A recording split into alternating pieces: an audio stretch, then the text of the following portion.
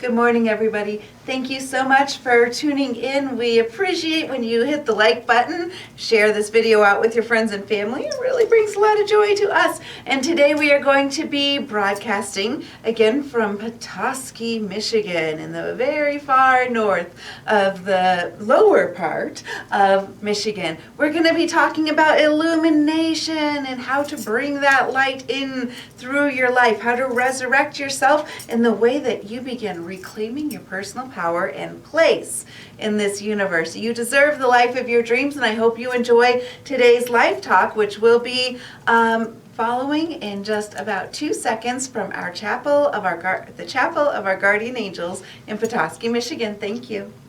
Thank you so much. Thank you.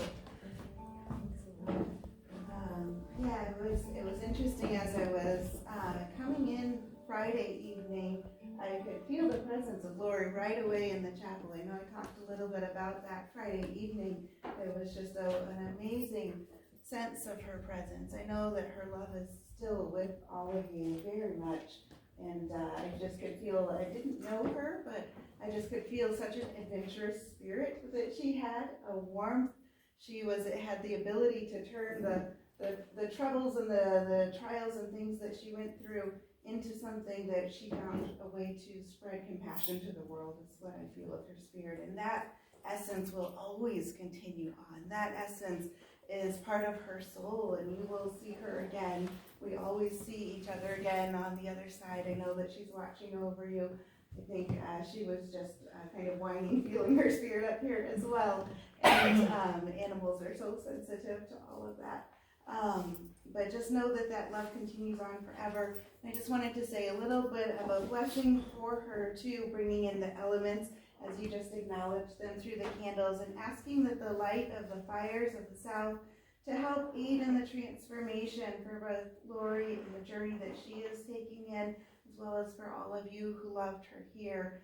That the fires of the south bring warmth into you with that transformation, and that the waters of the west bring a cool cleansing of the emotions and all of the different emotions as you think of the memories that you shared with her, and to assist her on her way, and Archangel Gabriel with the west, and that the earth and the stability and the security of the north, that you feel that grounding and that sense of strength as you find your path moving forward, and knowing that your relationship continues on with her as she is in spirit, and asking that the winds of the north help her as she continues on her journey, and that the winds of the east bring the inspiration and the light, lighting the way for her path as she continues forward, and also that the winds of the east guide each of you in inspiring you, in being creative, and feeling the light of the inspiration that she brought into this life, and carrying that legacy forward in all that you do as well. The rite of illumination is one of the things that I've been talking a lot about this weekend, finding illumination within your life and recognizing some of the rites of passage. And so it's appropriate that it was this weekend in so many different ways. But the rite of illumination is really about both resurrection and reclaiming your own power, reclaiming your own sense of self, finding who you are at your core. Sometimes as we go through life, we get different filters that come on. We take on different roles. Who we were 20 years ago is different than who we are today. Who we will be in 5 years is different than who we are today as well. And when we continue this journey of letting go of the past and resurrecting ourselves into who we want to be, reclaiming our power, finding who we are, we're able to unleash the light of illumination in our life. It's part of the journey of every day, how we grow. And when you pay attention to that, when you start noticing that in your life, then you can start seeing that light of illumination expanding more and more every day as you become very conscious of it. By reclaiming your personal place within the universe is what we do each time we start to make conscious choices of who we are, what we want to do, what we are feeling within the light of our soul. Each thing that we learn better, we learn how to do things better. And it's important also to not judge those things in the past, because we usually are doing the best we can with what we know and where we are in our life. It's so important to acknowledge that within ourselves. And when you start doing that, when you start really letting yourself let go of those things of the past, resurrecting yourself each day, you can bring that thought in of, who am I today? What am I going to do today? Where is my mindset as I'm waking up on this day? You reclaim your personal power into your life to have the wholeness of yourself as you are walking through finding your place in the universe and letting that light shine out to everybody that is around you. One of the important things to bring in with that is forgiveness and grace. I think so often we can be so hard on ourselves and thinking, well, I didn't do this right, or I wonder if I should have said something different, or maybe I made too many mistakes 5 years ago. And it's important to be able to let those things go. What happened yesterday is in the past, and that's not even who you are today. You have the core of your soul, the core of who you are is the light of the universe. The light of the universe is in you. It's who you are. It's the spark that ignites the passion within you. It's the spark that gives light to the life that is who you are. And so when you are able to just let go of the past, let go of the fears, of the doubt, of the insecurity, you start standing more fully in that power and letting that light just expand in your life and knowing that you are worthy of that. But that first step is being able to forgive yourself when you hear those little doubts that sometimes come into your mind. I think sometimes as we come into the holidays, there's an amazing and joyful energy, but there can be also a bit of stress as we're reconnecting with some of the family members that maybe we don't see every day, and maybe there's reason that there are certain people we don't see every day, and we love them because they're family, but there can be a stress level with that. So learning how to bring that light of forgiveness into yourself, both for yourself and the things you judge about yourself, as well as for the other person, to recognizing where we can let go of our differences and where we find our commonality. That can be a big part of bringing in that spark that is the light. Recognizing where there are some things maybe we don't want to talk about, and when they come up, we're like, yeah, no, not going there. And that can help to keep that sense of peace and finding a way to recognize that we all have such unique and different paths. And that's what makes life so interesting and so fun, because if we were all the same and we all believed exactly the same thing, it would get kind of boring. There wouldn't be a lot of diversity to talk about or to explore, to find ourselves through by seeing those differences and finding our own path and our own journey with where we're going. So as you bring in that light of forgiveness and you start really thinking of that within yourself, whenever there are fears, doubts, lack, insecurity, any of that comes up, it leads you into the light of grace. And when the light of grace comes in, there's a deep sense of peace that just begins to expand within your soul. And when that light of grace starts to flow within you, you begin feeling a sense of calm, a sense of knowing your connection, being able to feel that wherever you are and whoever it is that's around you, you have a sense of knowing that you're okay here. You're okay wherever you are, because you know that the wholeness of the universe is within you, and you can feel that light of grace that just expands within you. One of the first steps of getting to that place, though, is to recognize the importance of non-judgment.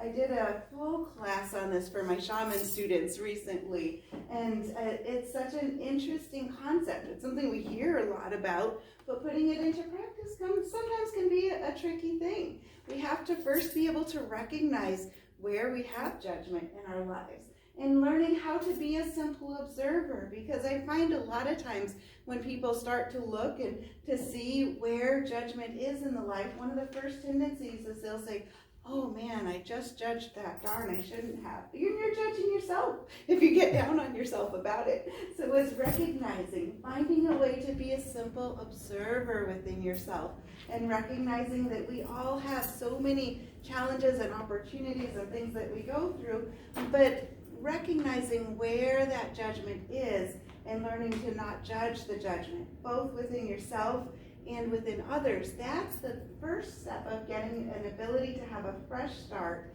for a platform for growth that comes learning to recognize where you have judgment in your life, seeing it, and then learning how to let that go too. That can also be a tricky thing at first. And so just learning to recognize that even if you aren't able to, sometimes it's better to just not even try to think it through.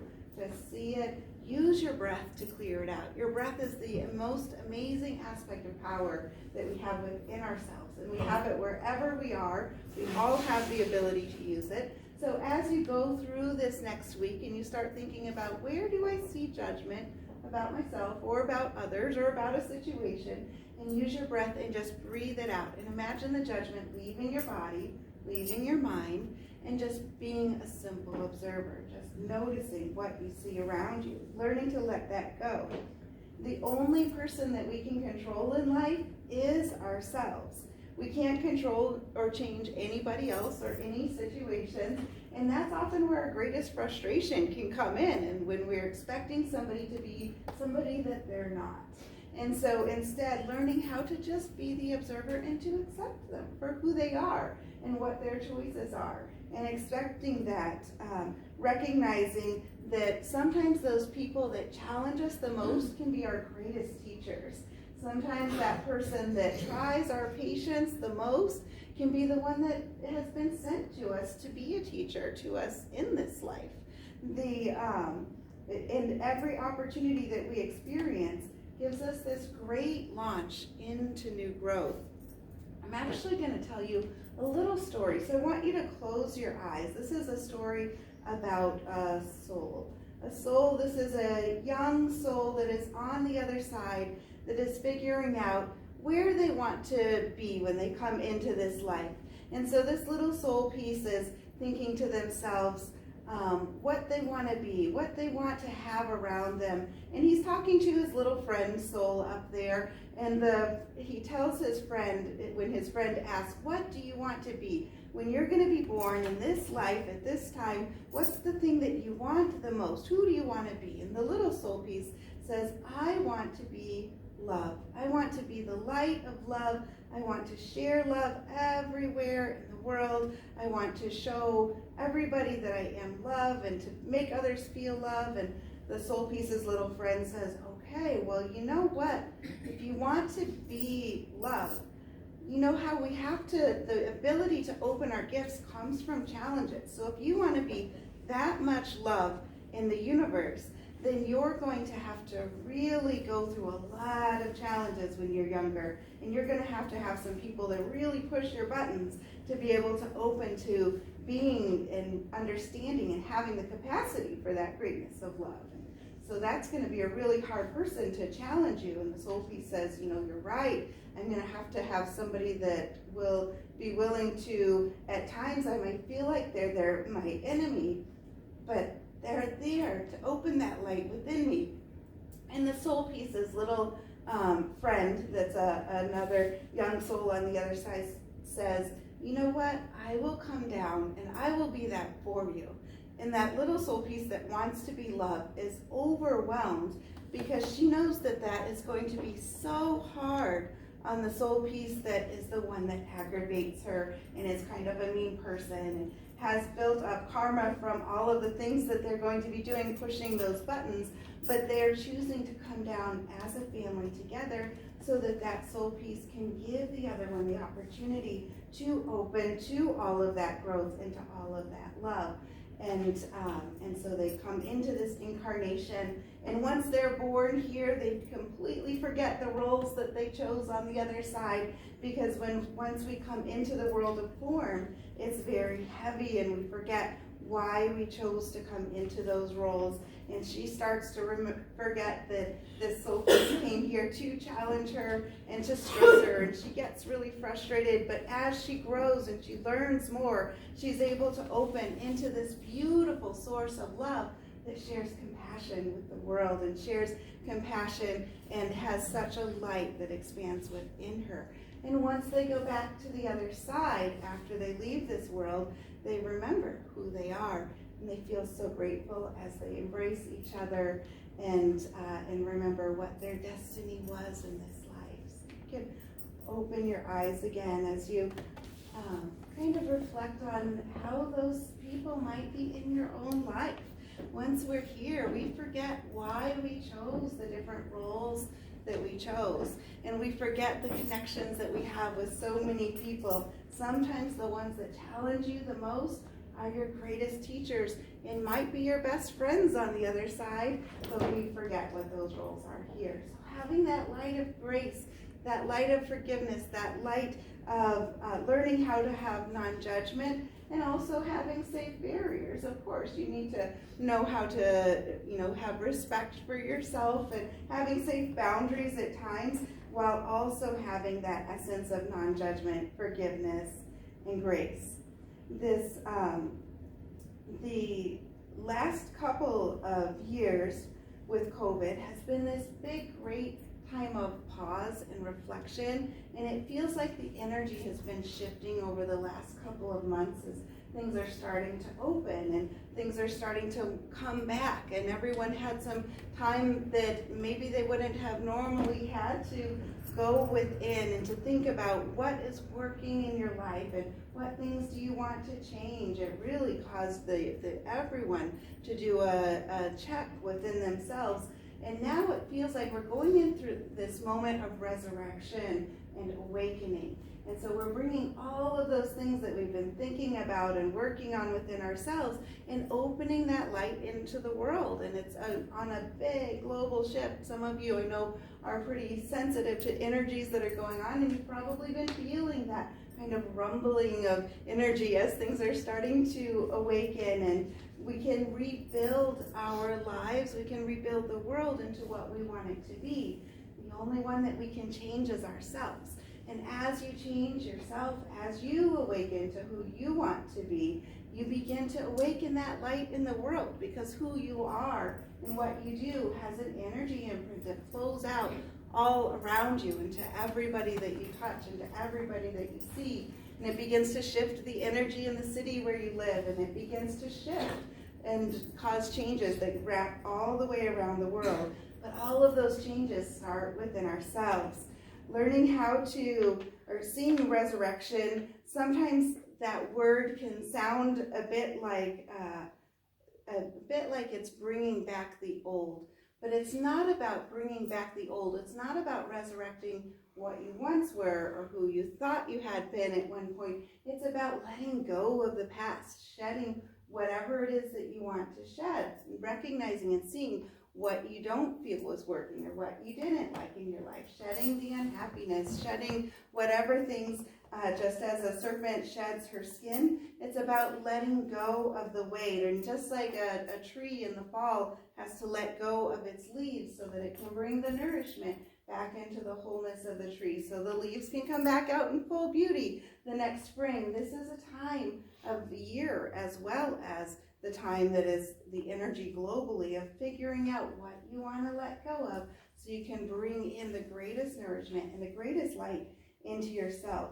It's a great change, a great opportunity for incredible illumination. Every time you let go of something in your life, you're creating space so that you can bring in a greater light, so you can bring in what you choose to bring into your life. So one of the ways to kind of analyze and figure out what it is that you want to let go of, or how you want to resurrect yourself into the greatest sense of who you can be, to make yourself, to create the legacy that you want to create in this life, is to think of the who, what, where, when, why. That's kind of what we come back to for a lot of things as we're figuring out what we want to do. So it's about figuring out what wasn't working. What things did you need to let go of in the past that sometimes still kind of come back? There are a lot of times, if we've had a habit that we've had for quite a while, whether it's a state of mind or something physically that you're doing, anything that we've done for a long time, it takes a period of time to unravel that, to let it go. It takes some time, so having patience as you do that. But thinking about what you are tired of, what things in your life, when you think about something and you're trying to figure out, is this something I want to keep in my life, or is this what I want to let go of? Go within and think, does this make me tired? If it's making you really tired, it's probably not sparking that light of joy in your soul. And think about what things feel heavy within yourself. What if it feels light when you go into yourself and you think about it? It's probably something good that you want to continue, do more of. If it feels really heavy, then see what you can do to let it go. What can you shift into instead? What things can you let go of that don't spark light of the spark of joy in your soul? It's this life is such a short time compared to the continuation of all of the everything that there is and everything that we do with our souls. And we deserve to spark that light of joy. It's good to think about what things challenge you and then recognize that you have the capacity and the ability and all of the tools that you need around you to shift that into something that does spark the light of joy. And then you want to think, so there's the what, and then you want to think of the why. Why would you let it go? What did you learn from it? Both of those will kind of come in together. If we don't examine what we learned from the things that challenged us, the things that caused grief, fear, lack, pain, or doubt, then we're probably going to experience it again. So it's really important to figure that out. Each of those things are coming in as great teachers for us. The greater the challenge that comes in, the greater the reward that is possible from it. But we have to be willing to see it and embrace that lesson. When we run from it, it's just going to keep chasing us and we'll experience it in different ways over and over. So analyze it. Think about what you learned from the things that you're letting go of. And that will help you to not fall back into some of those same familiar patterns. It can be very common sometimes to feel like oftentimes people will feel like they want to change something, but it's scary and we don't like change as human nature. Most of us don't really like change very much. And if you are more in love with being comfortable than you are in love with the idea of what it is you want to shift into your life, you're just going to stay comfortable even though it's not something that brings happiness. Oftentimes that somebody may feel like they want to move to a new house and they're so frustrated, the layout of their house isn't good or whatever the things are that they don't like, but they'll stay there for 15, 20, 30 years thinking all the time about, I'd like to move, but that's a lot of work and I don't want to do that. And so maybe they miss out on their dream house of something that would feel amazing because they were more in love with being comfortable than making the changes. That applies to relationships, it applies to careers, it applies to everything in life. The allowing yourself to get excited about taking risks, allowing yourself to get excited about the unknown of the journey when you start to go into something that brings change. And then you're going to want to think about the who. So who were you would be the first thing to think about. How would others describe you if you're figuring out how do you want to change yourself? Oftentimes we will just look in the mirror at ourselves or we get mired in the day-to-day and we just kind of keep doing what we do and don't think about it. So think about how would others describe you? How would you describe yourself? How do you think there are differences within that too? You might feel like many people would describe you in many different ways, depending on who they are. But figuring out what is that whole portrait of what you're creating in your life, and who are you, and where are there things that maybe you feel, you know, this is who I am inside, but you're not sure if other people would see that as well. So what changes do you maybe want to make so that others see that light of who you really are, which is an amazing, amazing person? Do you see the light that is the spark within you? Because I definitely see that spark in each and every single one of you that is here. That's the spark of divinity that awakens the joy that is in us. It's the spark of divinity that awakens the meaning and the substance of the soul that's within us. And it is amazing in each of you. So I hope you see that within yourselves. And then thinking about who do you want to be. So it's good to make that assessment first of who you were, what things you may want to change.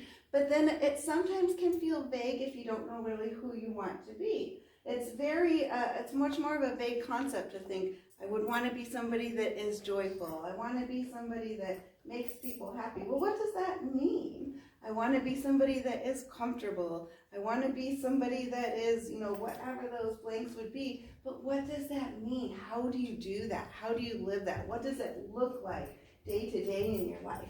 It's good to really draw a portrait of that, put real tangible words to it. Sometimes it's good to write it down or to say it out loud, because that helps us to get actual words to it instead of just a concept that we envision. Oftentimes, when people will think about that they want to be happy, well, what does that mean? What does happiness look like to you? There's a concept and a feeling, but when you put words to what that is in your life, then you start seeing it manifesting and happening and changing within your life. The magic of who you want to be is in the pure potentiality that there are infinite possibilities. Whatever it is that you want to be, you're connected to all of that because you are part of the universe, and the universe is in you, and everything that is possible is here in the universe. We all have different phases that we learn about ourselves too. And through each of the different phases that we experience, we come into expressing the light of our soul. And we learn to invent ourselves as we come into expressing the light of our soul. For myself, I did a lot of exploration when I was in my teens. I did a lot of kind of exploring and figuring out who I was. I left home for the first time when I was 15. It was safer to be on the streets than it was in my home, and I learned a lot through that about the kindness of strangers. I learned a lot through that about kind of trusting the universe and figuring out that it's okay to have uncertainty and to know that something was always going to come to find balance at some point. Learning to kind of be in the moment came a lot through that. I learned a lot in my 20s about learning to trust. I had, even though I had discovered that there was such a kindness in most people, when you really connect with them, everyone has a kindness within them. It doesn't matter what things they've done on the outside. And but in my 20s, I learned, partly through him, a lot about how to actually trust, how to open up, how to trust. And then when I was in my 30s, I did a lot of service to others. I really dedicated myself full-time to helping animal nonprofits and bridging people together. Founded Alley Cat Angels of America to bridge nonprofits that were already there, get them to work together. Because when we work together, that's when we can create amazing miracles. Then in my 40s, it's been different ways of returning a lot to a lot of the work that I did in my 20s, but just a bigger platform of teaching, helping people to recognize the light that is within and around them. It can be really good to do an assessment within yourself of who you are in each of the different decades. I think we learn so much in different phases of our life. So might be something you want to consider this evening and write down what were the biggest lessons you learned in each decade and who are you? And it will help you to see the amazing growth that you've had through your life. And that can help you also to see a little bit of a roadmap of where you want to go as you decide whatever the decade is that you're in, or if you're entering a new decade soon. Think about, what would I like my theme to be for this? Where would I like to go for this? I like to do that at the new year. Each year I think of, okay, what's my theme this year going to be? What do I want to learn or open up or do better at this year? And so that can be a really great way of defining who you want to be and really tapping in to those possibilities and letting it really open fully within you. The universe supports you and loves you, and the universe wants you to succeed. The universe has your back. And as you define what it is that you want, you'll feel more and more of the universe supporting you. The universe has your back. So you just need to choose it, to define it, write it down. It's a key part of your resurrection story, being able to write that down, define it, and then also let go of your attachment to it. And recognize that even as you're writing it down and you're creating your map and your plan, maybe the universe has something even better for you. And there will be some surprises that come along the way, and there will be some challenges. And to start seeing those as your great teachers, that's going to really help you as you move into the next part of it. Then when you're considering when for it, think about how long you've been in any old habits or patterns that you want to shift and change. And know that the longer that's been going on, the more it'll take patience, non-judgment, and forgiveness, and letting yourself take each moment by moment, day by day, and giving yourself forgiveness and grace, knowing that if you just had a really rough day and you're like, man, I was not in the light today, you're just acknowledging it. Just observe it. You go, well, the next moment is a new moment, or tomorrow is a new day, and don't hold on to it. Don't let it hold you back. Don't let those shackles hold you down. Just let yourself move into the light. Know that you are worthy of that. This can sometimes be seen if you meet with a family member and maybe fall into an argument, thinking about maybe beforehand you thought, I was not going to talk about that. I had said in my head, we were not going to go there. And how did I get goaded into that? And just as soon as you recognize, the more you go into that state of mind of the observer, the more quickly you'll be able to notice, even if you're in the middle of it, you can go, you know what? I'm just going to stop. That's okay. We vary on our opinions, and we're very different about what we feel, and that's okay. And you learn to let it go quicker, and then it doesn't fester. How many hours do people sometimes spend just thinking, laying in bed at night, thinking, man, and how do I change their mind, and how could they be this way, and why would they think that's hours of your own life that you're letting go, that you deserve to have those for wonderful things in your life. So just beginning to recognize that, being the observer, not giving your power and your energy away to those other thoughts, is going to really bring a lot of energy and joy back into yourself. And then it takes a lot of strength, it takes a lot of confidence, and it takes a lot of inner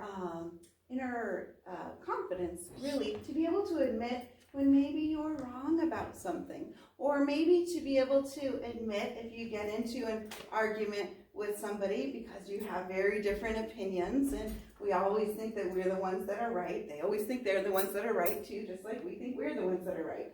So it takes a lot of confidence and grace to be able to go back to that person and say, you know what? I love you for who you are, and I'm sorry that we argued about that. I don't see the same way that you do, and I know you don't see it the same way that I do, and that's okay. And to be able to be the hero in the story of creating a platform, of raising that elevation, and kind of making it a very conscious thing of saying, let's not discuss this, because neither of us are going to change our minds, and that's okay. We all have different lives to live.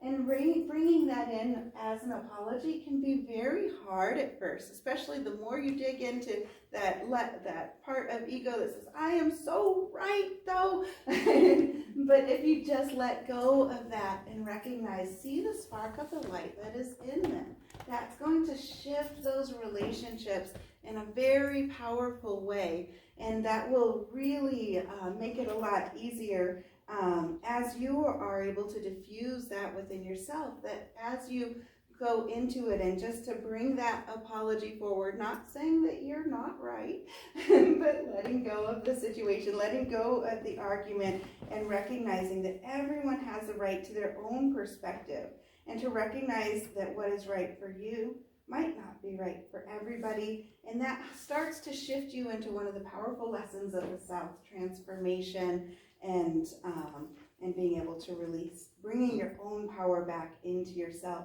Sometimes the ego can be such a big trap for us in this world. It can hinder our resurrection and our illumination if we don't watch it very carefully. There's a really interesting thing that happens with the brain from birth to age 7. Everything feels really new. We're curious about everything. We're taking our cues from what other people say to us and from what other people show us. And if we fall down and somebody says, oh my gosh, you must be so hurt, and we feel we really are really hurt. If we fall down and someone says, that's okay, you're going to be okay, let's get up, then we know, okay, I can get up, I got this. Sometimes this happens. And we start really pulling in a lot of those cues. And then once we reach age 7, a lot of the neural pathways are made within our brain, and we start making connections for ourselves. We start having our own awakenings and drawing our own conclusions to things. And much of this is shaped by the cues that we had from when we were younger. And it's really important to kind of go back and assess in your life. So where do I draw conclusions? Where do I have certain thoughts that I think, or my perspective on the world that maybe was shaped by what other people told me when I was really young? And then in each decade of your life, you're drawing conclusions both from yourself and from others. So do an assessment and figure out, what do I really feel? What do I really think? And is this really the only way, or is this just what I feel for myself? And as part of your resurrection, figuring out what you want that map to look like. Are there things you want to let go of? Are there things that you feel are exactly the way you think they should be within your mindset?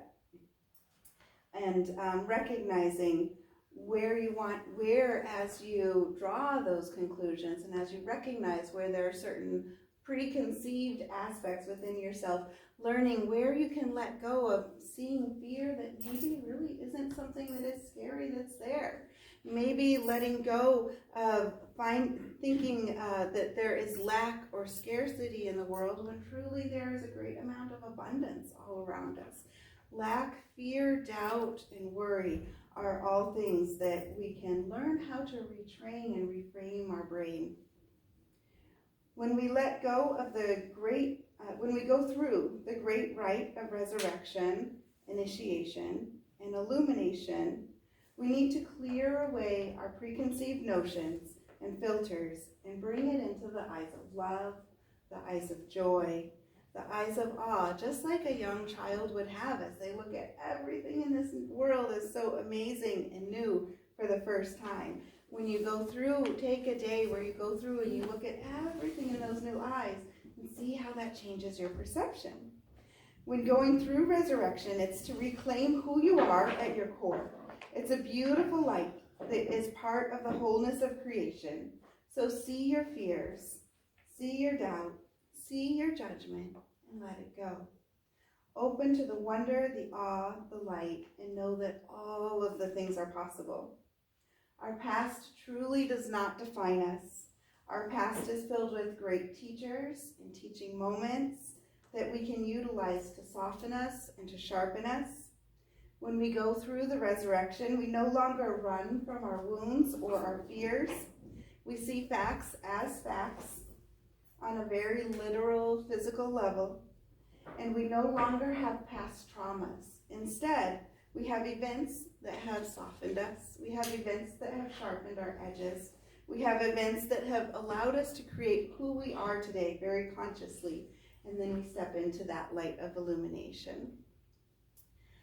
I'm going to do I want to do a little bit of a prayer, and then I'm going to play a little bit of the bowls today too. So just think within yourself for a moment how you can redefine who you are as you step into the light of illumination, letting go of old fears, knowing that lack, fear, and doubt are all just constructs that our mind, the ego part of our mind, creates within us. Truly, there is great abundance, joy, and love all around us. So as we go into the prayer, just thinking within yourself, letting yourself focus in on your breath for a moment. And feeling yourself coming very present, just in this present moment. Beginning to feel yourself relax as you breathe out. Connecting with the light that is the heart of the universe. The light of love, the light of joy, the light of peace. Each of these begins sparking within you, within your heart. Asking the Great Spirit of the universe to flow into the hearts, minds, and souls of every single person that is here today, wherever they are on their path, that they feel, that they know the light is always around and always within. You are connected to all that is, as we ask the great light of love to flow through wherever you need that within your life. Within your heart, within your mind, just allowing yourself to think of any situations in your life where you would like to have the light shine into you. Wherever you feel the need to be lifted, wherever you are looking for clarity, allowing that to raise within your mind and within your heart.